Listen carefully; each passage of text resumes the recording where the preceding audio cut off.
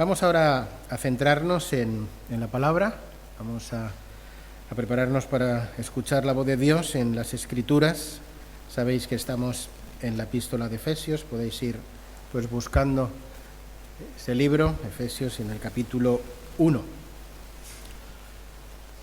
El último versículo del que predicaba la semana pasada decía: de modo que si alguno está en Cristo, nueva criatura es. Las cosas viejas pasaron y aquí todas son hechas nuevas. Bien, los creyentes somos nuevas criaturas. Pero si yo ahora os pregunto a cada uno de vosotros, ¿sabes lo que eres y lo que tienes en Cristo por el hecho de haber creído y de ser una nueva criatura? ¿Lo sabes? ¿Lo tienes claro? Mi ruego a Dios es que la exposición de este primer mensaje expositivo de esta nueva serie centrada en los 3 primeros capítulos de la epístola de los Efesios no solo nos ayude a afirmar en nuestra mente y corazón lo que somos y tenemos en Cristo, sino que nos comprometamos a vivir según el propósito que Dios tiene por el hecho de ser quienes somos y de tener lo que tenemos en Cristo. Venimos anunciando que hoy empezamos una nueva serie expositiva en Efesios y que forma parte integral de esa visión para ese nuevo curso espiritual que es vivir vidas centradas en el Evangelio. Empezamos nuestro curso con una miniserie en septiembre titulada Una vida centrada en la misión del Evangelio, ser y hacer discípulos. En el retiro de octubre reflexionaremos sobre una vida centrada en el mensaje del Evangelio, el amor a Dios, al prójimo y a uno mismo. Y ahora iniciamos esta serie de predicaciones que nos acompañará hasta finales de noviembre, antes de Navidad, titulada Una vida centrada en el misterio del Evangelio, Cristo y su Iglesia. La epístola a los Efesios es una epístola eclesiológica por excelencia. La carta que Pablo escribe a esos hermanos en Éfeso es con diferencia la que más enseña sobre qué es la Iglesia y sobre en qué consiste la vida de Iglesia. Y es por ello que aquellos que tenemos la responsabilidad de predicar la palabra considerábamos que a la luz de la palabra, si queríamos hablar sobre la Iglesia y una Iglesia centrada en el Evangelio, ahí teníamos que enfocar nuestra atención, en los 3 primeros capítulos de Efesios. Este domingo iniciamos la serie con una premisa, y es que una iglesia centrada en el Evangelio es aquella que es consciente de lo que es y tiene en Cristo. El texto que tenemos por delante es uno de los textos, diría yo, más preciosos y a la hora más profundos de toda la Escritura. Algunos, como John Stott, consideraban lo siguiente de este pasaje. Dice: el párrafo entero es una canción de alabanza, una doxología, o más bien una eulogia, porque esa es la palabra que Pablo utiliza. Comienza bendiciendo a Dios para bendecirnos a nosotros con toda una bendición inconcebible. Creo que este precioso y profundo párrafo es la primera parte de la oración de Pablo que hace por la Iglesia, siendo la segunda parte la que consideraremos la semana que viene, en el versículo 15, donde en la mayoría de los versículos pone Pablo ora por la iglesia en Colosa. Para mí Pablo empieza a orar por la iglesia en Colosa ya en el versículo 3. Ahí es donde empieza. La primera parte de la oración, que es la que vamos a considerar ahora, es una acción de gracias, un elogio a Dios por lo que ha hecho.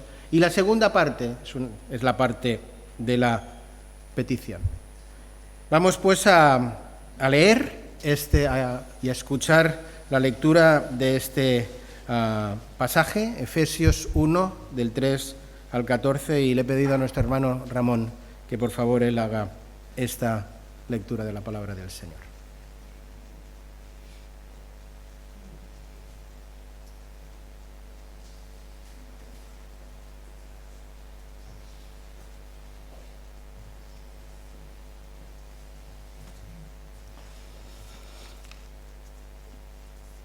¿Cuánto tenemos que agradecer al Señor de que nos hubiese puesto a Pablo en nuestras vidas, ¿no? Dice Pablo, apóstol de Jesucristo por la voluntad de Dios, y a los santos y fieles en Cristo Jesús que están en Éfeso, gracia y paz a vosotros, de Dios nuestro Padre y del Señor Jesucristo. Bendito sea el Dios y Padre de nuestro Señor Jesucristo, que nos bendijo con toda bendición espiritual en los lugares celestiales en Cristo, según nos escogió en Él antes de la fundación del mundo, para que fuésemos santos y sin mancha delante de Él. En amor, habiéndonos predestinado para ser adoptados hijos suyos por medio de Jesucristo, según el puro afecto de su voluntad, para la alabanza de la gloria de su gracia, por lo cual nos hizo aceptos en el amado, en quien tenemos redención por su sangre, el perdón de pecados según las riquezas de su gracia, que hizo sobreabundar para nosotros en toda sabiduría e inteligencia, dándonos a conocer el misterio de su voluntad según su beneplácito, el cual se había propuesto en sí mismo, de reunir todas las cosas en Cristo, en la dispensación del cumplimiento de los tiempos, así las que están en los cielos como las que están en la tierra. En Él, asimismo, tuvimos herencia, habiendo sido predestinados conforme al propósito del que hace todas las cosas según el designio de su voluntad, a fin de que seamos para alabanza de su gloria, nosotros, los que primeramente esperábamos en Cristo. En Él, también vosotros, habiendo oído la palabra de verdad, el evangelio de vuestra salvación, y habiendo creído en Él, fuisteis sellados con el Espíritu Santo de la promesa, que es las arras de nuestra herencia hasta la redención de la posesión adquirida, para alabanza de su gloria.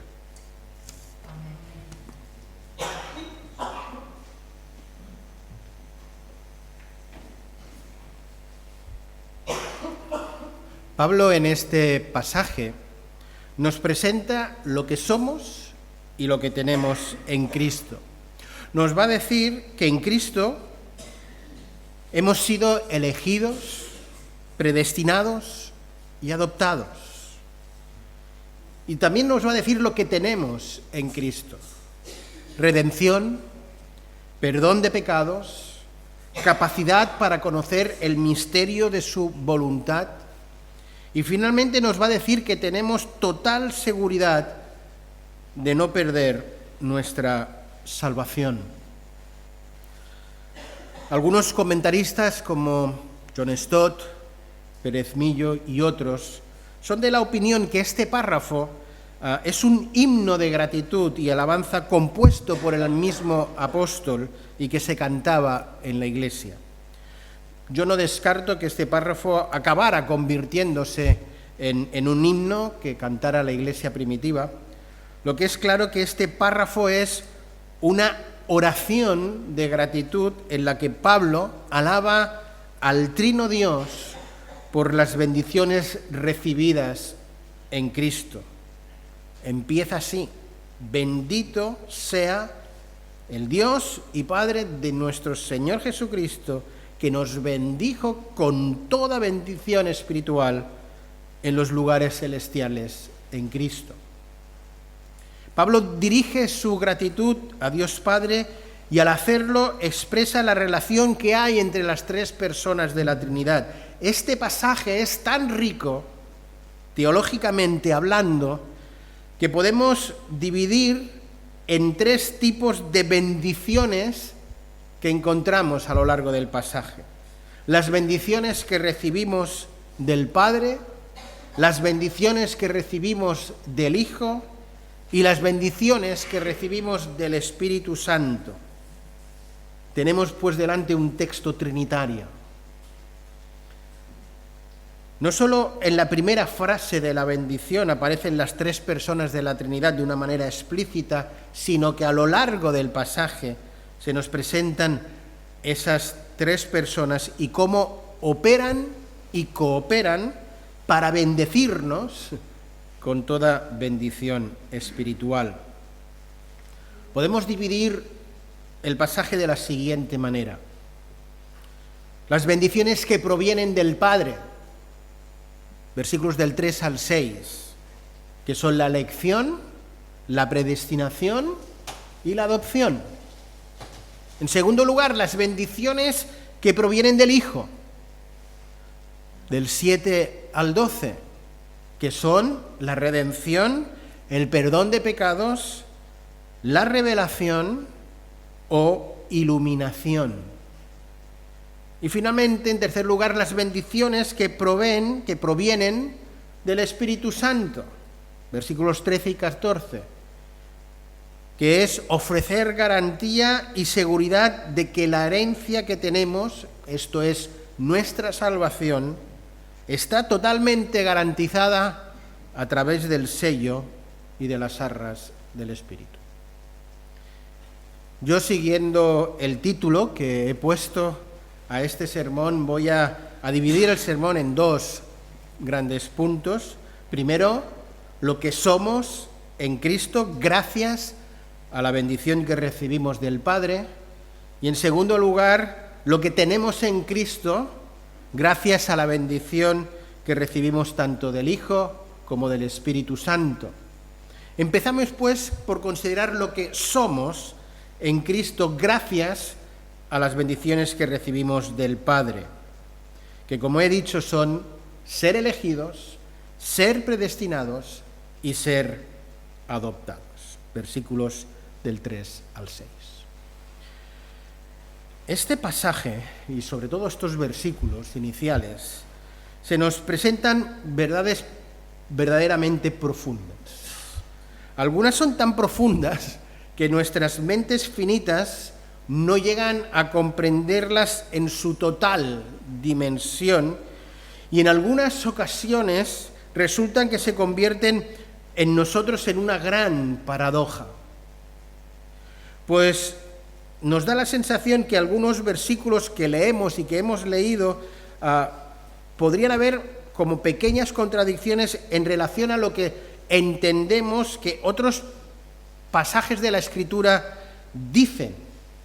Este pasaje nos habla de forma muy enfática de que todos y cada uno de nosotros los creyentes hemos sido elegidos y predestinados por Dios para salvación. Y encontramos otros pasajes en la palabra de Dios que nos hablan sobre esa capacidad que tiene el hombre de elegir libremente de qué va a hacer con Jesús. Es decir, esa capacidad del libre albedrío con el que Dios nos creó ya en el Génesis. El mismo apóstol Pedro, al que he citado varias veces ya en esta mañana, en su epístola universal, nos advierte que algunas verdades que el apóstol Pablo escribe, dice, son difíciles de entender. Dice Pedro en su segunda epístola, en el capítulo 3 y versículo 16, los 3:16 siempre son versículos interesantes. Dice: tened entendido que la paciencia de nuestro Señor es para salvación. Como también nuestro amado hermano Pablo, según la sabiduría que le ha sido dada, os ha escrito casi en todas sus epístolas, hablando en ellas de estas cosas, entre las cuales hay algunas difíciles de entender, las cuales los indoctos e inconstantes tuercen, como también las otras escrituras, para su propia perdición. Es indudable que estas cosas difíciles de entender, de las que nos habla Pedro el apóstol, se encuentran sin lugar a dudas, pues el tema de la elección y el tema de la predestinación. Hoy, como lo que tenemos por delante no es un estudio sobre estos apasionantes temas, sino una predicación sobre lo que somos y tenemos en Cristo, voy a limitarme a constatar lo que somos en Cristo. Elegidos para ser santos, versículo 4, y predestinados para adopción como hijos, versículo 5. Es indudable que la doctrina de la elección ha sido ampliamente debatida y discutida en el seno de la Iglesia a lo largo de toda su historia. Y es posible que, como creyentes, quizá tengamos más de una pregunta en cuanto a esta doctrina.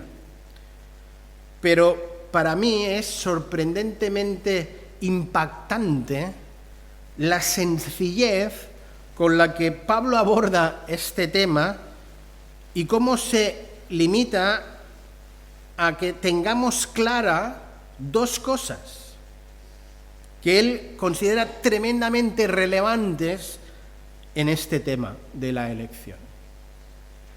¿Cuál es el momento de la elección y cuál es el propósito de la elección? El momento de la elección es antes de la fundación del mundo y el propósito de la elección es para que fuéramos santos y sin mancha. Es cierto y innegable que nosotros un día, los que nos consideramos creyentes, hubo un día en la que de forma libre y totalmente voluntaria y personal decidimos entregar nuestras vidas a Cristo. Reconocimos personalmente que éramos pecadores, creímos que solo en esa cruz hay salvación, y decidimos aceptar a Jesús como el Señor y el Salvador de nuestras vidas. Eso es innegable. Esa es nuestra experiencia personal. Lo que Pablo está diciendo aquí es que detrás de nuestra decisión por Cristo está la elección de Dios, y este texto lo deja claro de una forma incuestionable. Queridos, estas verdades no fueron reveladas por el Espíritu Santo con el propósito de traernos a cada uno de nosotros angustias, provocar divisiones, provocar tensiones teológicas, sino fueron reveladas por el Espíritu Santo a Pablo con el propósito de aportar gozo, paz y seguridad a los hijos de Dios. El propósito de la verdad bíblica de la elección y de la predestinación no es otra de la que pone el texto hasta por 3 veces, texto trinitario, 3 veces lo repite, para la alabanza de la gloria de su gracia. Y siempre que utilicemos este pasaje para otra cosa diferente a la que sea la alabanza de su gloria, estaremos utilizando muy mal el texto y con toda seguridad estaremos quitando el texto de su contexto, convirtiéndolo en un pretexto para la discusión teológica. Y Dios me libre de hacer tal cosa. La elección y la predestinación son actos ejecutados por Dios para su propia gloria. Por tanto, estas verdades han sido reveladas para que en nosotros nazca un profundo sentimiento de agradecimiento a Dios y que en nosotros se nos provoque un deseo profundo de alabar la gloria y la gracia de Dios, y no para que nos enfresquemos en discusiones teológicas. Es por ello que, en el nombre del Señor, te exhorto, te encarezco, te animo, te estimulo a que en tu hombre y en tu mujer interior, en este mismo instante, alabes al Señor por haberte elegido en amor, por haberte predestinado para ser adoptado como hijo suyo. Alábale.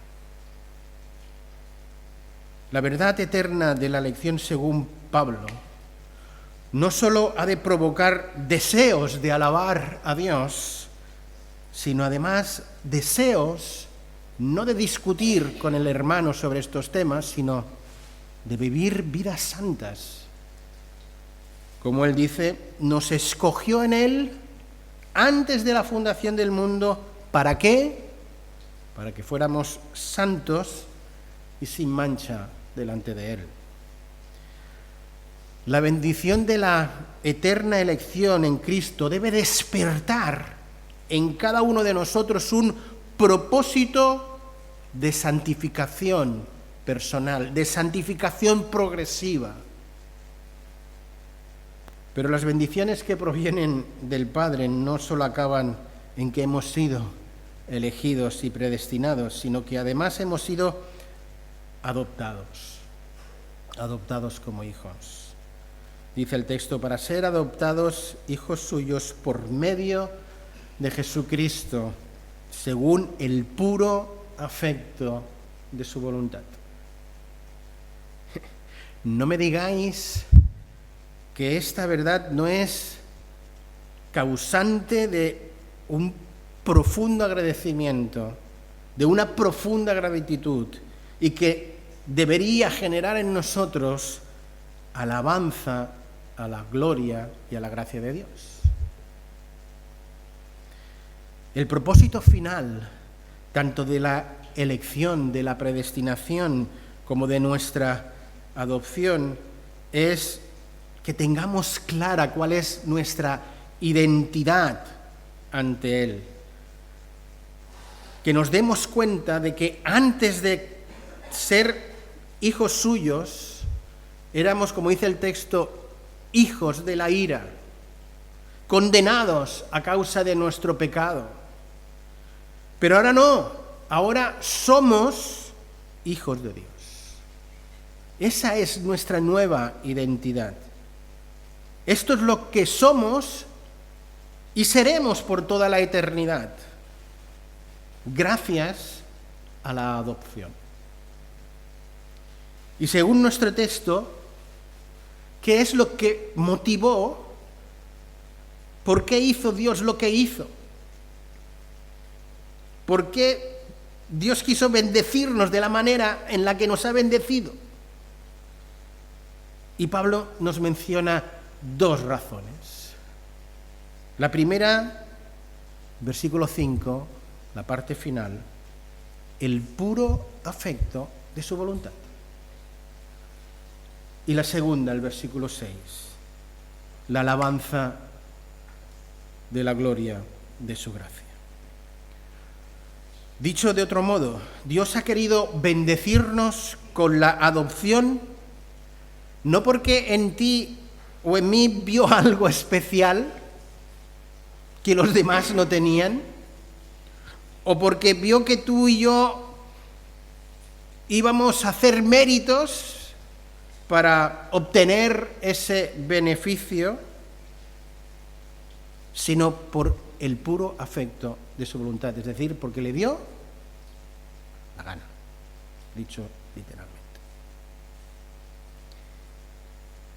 Si no hubiera sido así, la salvación no sería por gracia, sino, como veremos más adelante, Pablo en el capítulo 2 dice que solo por pura gracia, no por obras, para que nadie se gloríe, es que somos salvos. Lo cierto y lo sorprendente es que nuestra salvación, la tuya y la mía, nació del corazón de Dios. Y eso tendría que tocar la fibra sensible de nuestro corazón. Y que eso ya lo hizo en la eternidad. Este es un gran misterio, queridos, que quizá nunca podremos entender de forma total hasta que no lleguemos a su gloria. Pero ahora nos debe de conducir no a la discusión teológica, nos debe conducir a la adoración. Amén. En segundo lugar, lo que tenemos en Cristo, gracias a las bendiciones que recibimos del Hijo y del Espíritu Santo. Como ya mencioné con anterioridad, lo que tenemos en Cristo, gracias a las bendiciones que proveen del Hijo y del Espíritu Santo, son la redención, el perdón de pecados, la iluminación y después la garantía y la seguridad de que esa herencia que es nuestra salvación está totalmente garantizada gracias al sello y las arras del Espíritu Santo. Empecemos por la redención. Dice la palabra, en quien tenemos redención por su sangre. La palabra que Pablo aquí usa para redención significa rescatar a alguien pagando un precio. Y era la palabra que se usaba en los tiempos de Pablo cuando alguien pagaba un dinero no para comprar un esclavo, sino para liberar a ese esclavo para siempre. Esto ocurría cuando normalmente una persona pues pudiente y además caritativa iba al mercado, al que sea, el más famoso, el de Roma, donde se vendían los esclavos, y allí compraba a uno de ellos, o los que fuera, y luego les concedía la libertad incondicional y total. La palabra de Dios enseña que todo ser humano, toda criatura, tú y yo, antes de ser creyentes, éramos esclavos. Esclavos del pecado, esclavos de Satanás. Esa era nuestra condición. Eso era lo que éramos antes de ser creyentes. Pero una vez que Dios nos compra con la sangre preciosa de Cristo Jesús y paga el precio de nuestra liberación, como leímos en el momento de la Santa Cena, no con oro, ni plata, ni cosas, no, sino con la sangre de Jesús, somos declarados por siempre libres de la ira de Dios.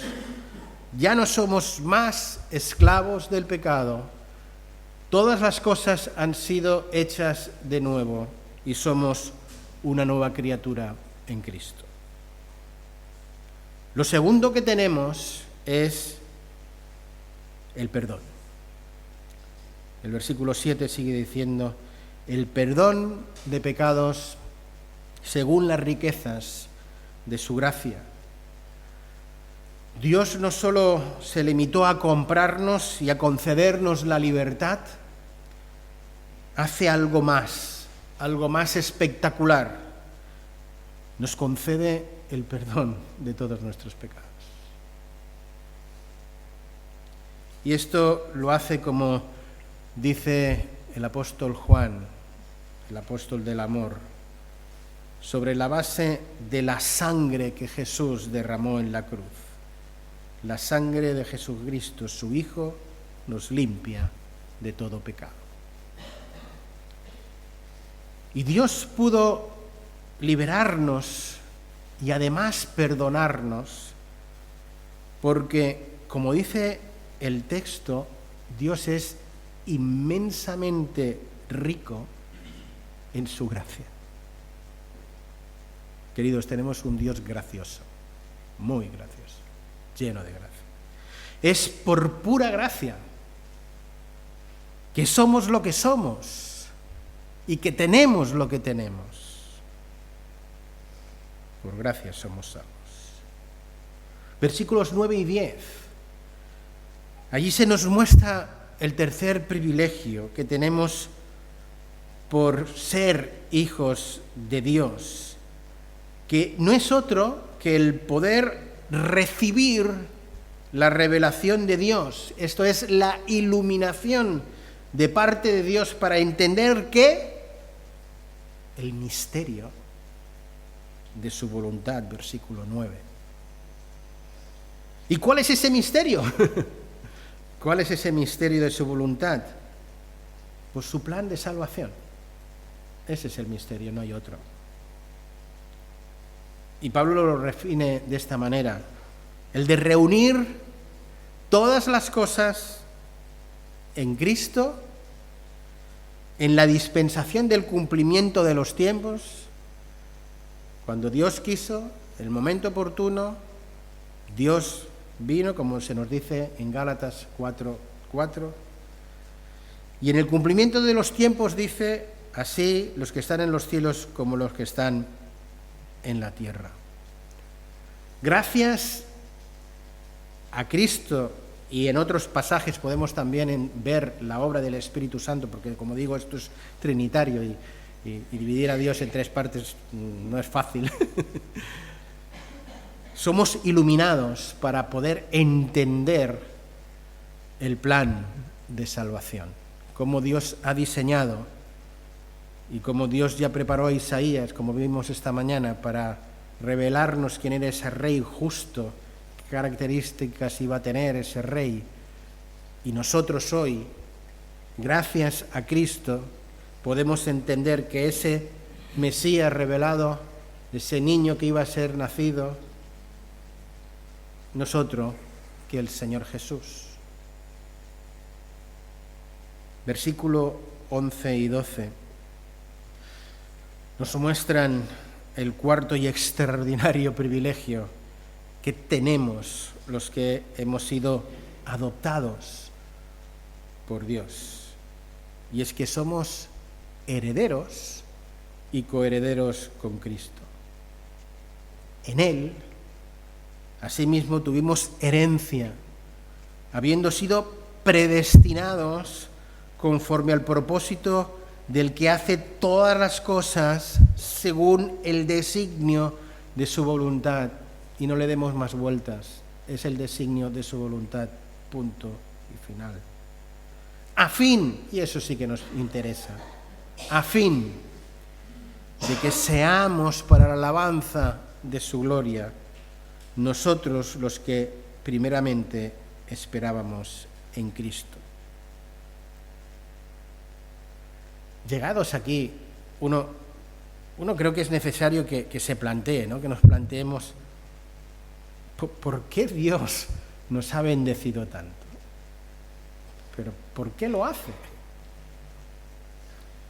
Y la respuesta nos la da Pablo, porque yo creo que también se la hace, y es que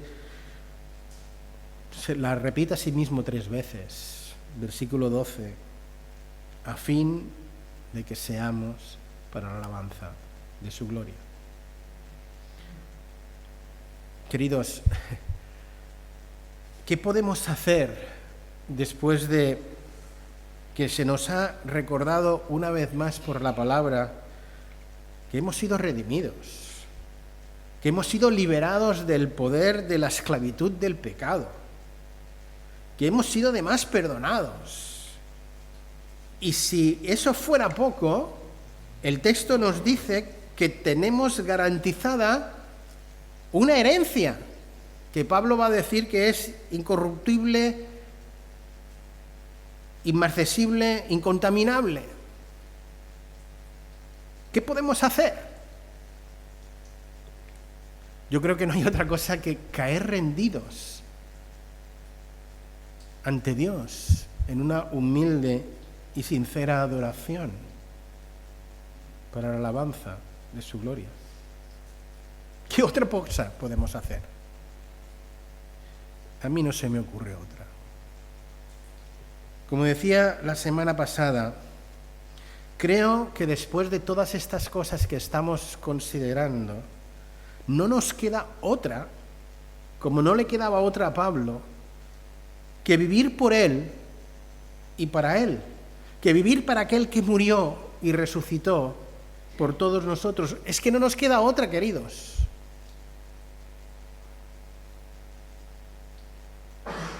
Pero es que aquí no se acaba todo. El pasaje continúa. Y los versículos 13 y 14 traen aún más garantía y seguridad al creyente. Aquí se nos habla de esas bendiciones que recibimos directamente del Espíritu Santo, que son darnos seguridad de nuestra salvación a través del sello y de las arras del Espíritu. En Él también vosotros, habiendo oído la palabra de verdad, el Evangelio de vuestra salvación, y habiendo creído en Él, si todo eso se cumple, hemos sido sellados con el Espíritu Santo de la promesa, que es las arras de nuestra herencia hasta la redención de la posesión adquirida y de nuevo para la alabanza de su gloria. Si no teníamos suficiente bendición al haber sido adoptados y declarados hijos de Dios a través de esa elección y esa predestinación, si no teníamos suficiente con haber sido redimidos, perdonados, declarados herederos y concedernos el privilegio de conocer y discernir los misterios de Dios, ahora se nos da la total certeza y garantía de que nuestra salvación no se pierde. Increíble, pero cierto. Esto es lo que está revelado. ¿Cómo se nos ofrece esa total garantía? Pues a través del sello y de las arras. El sello en tiempos bíblicos tenía la función de proporcionar certeza de que la decisión tomada no se iba a revocar, no se iba a invalidar, no se iba a anular nunca. En el libro de Esther, un libro que estudiamos en el culto de oración, en el libro de Esther, capítulo 8 y versículo 8, se nos dice: y selladlo con el anillo del rey, porque un edicto que se escribe en el nombre del rey y se sella con el anillo del rey no puede ser revocado. Dios el Padre, Dios el Rey, concede la herencia y la sella con su sello a través del Espíritu Santo. Y el Espíritu Santo que está en nuestro interior, entre muchas de las cosas que hace en ese nuestro interior, es aportar seguridad de lo que somos y de lo que tenemos en Cristo.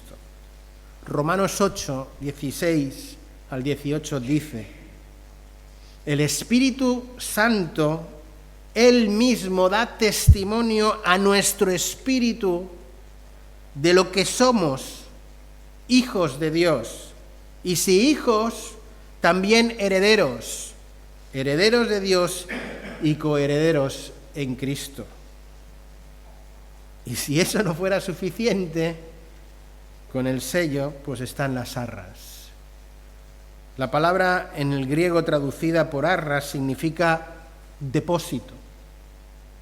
Esta palabra se utilizaba para hablar de la cuota inicial en la compra de algún artículo muy valioso. También se utilizaba en ese tiempo y incluso hasta ahora en el griego moderno para designar el anillo de compromiso que el novio da a la novia como evidencia de que su compromiso es cierto e irrevocable, de que un día se va a casar con ella.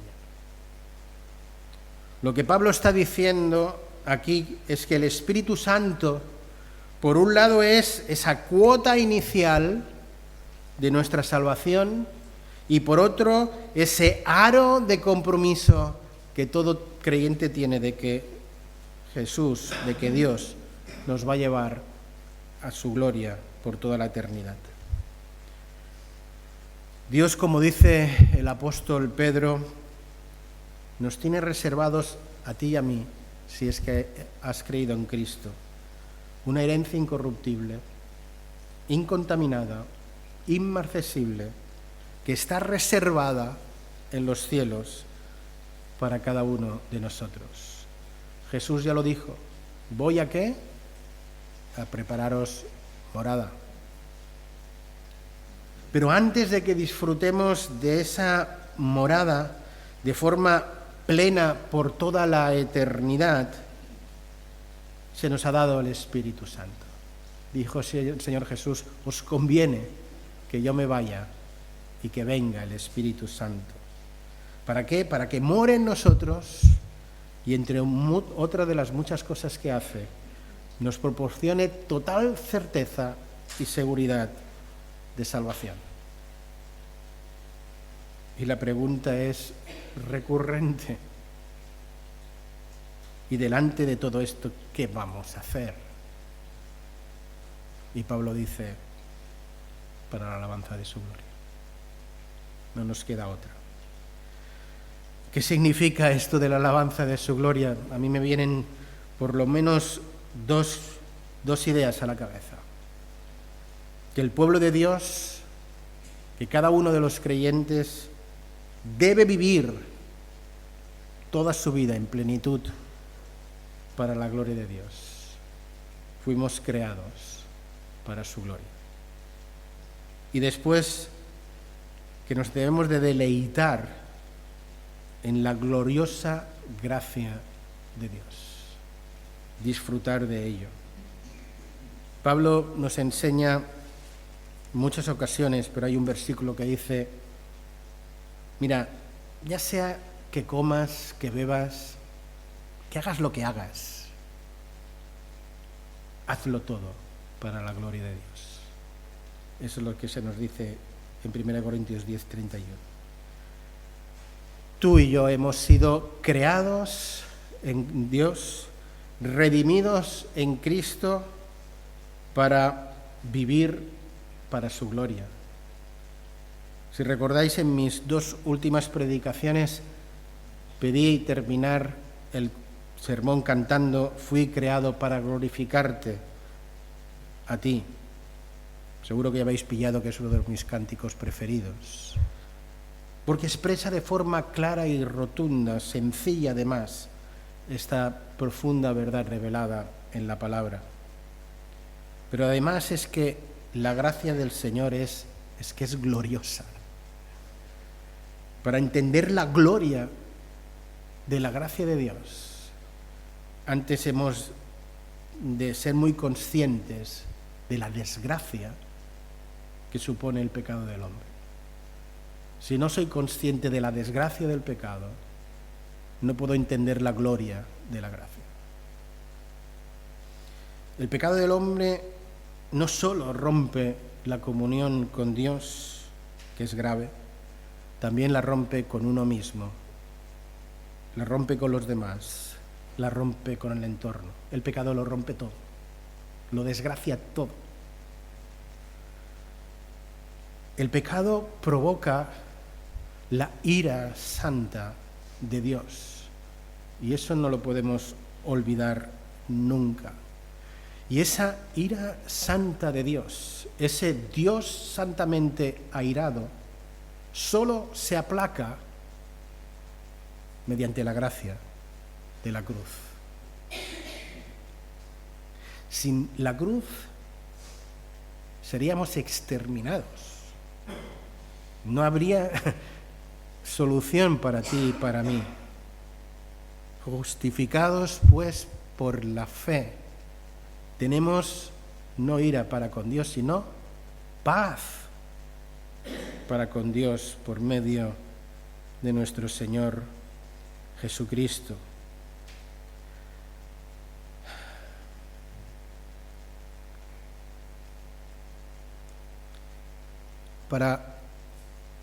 Para comprender la gloria de la gracia, hay que asumir el pecado de cada uno de nosotros.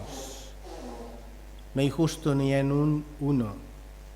No hay quien busque a Dios. No hay bueno ni siquiera uno, dice Romanos 3.